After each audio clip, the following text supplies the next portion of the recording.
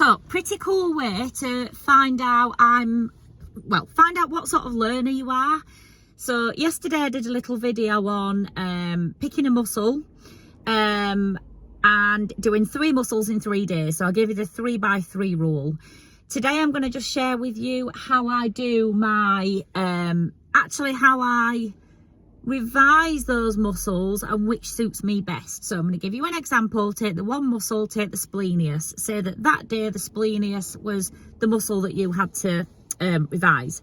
So I do it 3 ways and then I find out which works for me. So number 1, I get a book, I find the book, I find the muscle in the book, and I write down as text. So I write down in like a paragraph, a sensible paragraph that maybe your English teacher would expect from you.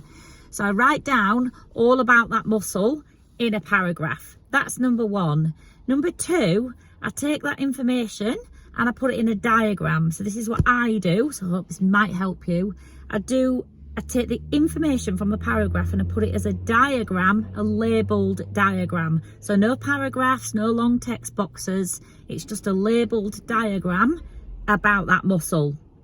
Number 3, I take that information about that muscle and I put it in a bullet pointed chart. So I'll make like a bit of a list. So I'll put it in bullet points, or I'll do like a little a chart, a column of the functions, the origins and insertions, what happens if it dysfunctions, whatever information you're taking about that muscle.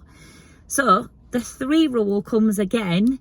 You've got 3 lots, 3 types of learning, 3 types of revision for all that same information.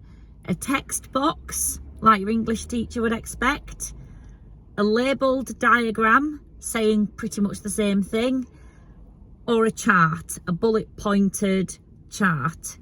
Have a look at all of those 3 things that have got all that same information about that muscle and say to yourself, which do you prefer?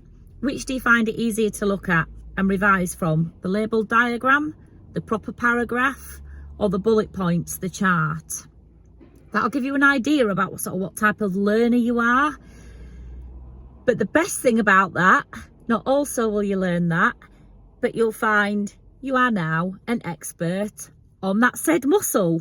A massive expert, because you've just repeated it 3 times, but in different forms. So humour me, try it, and let me know.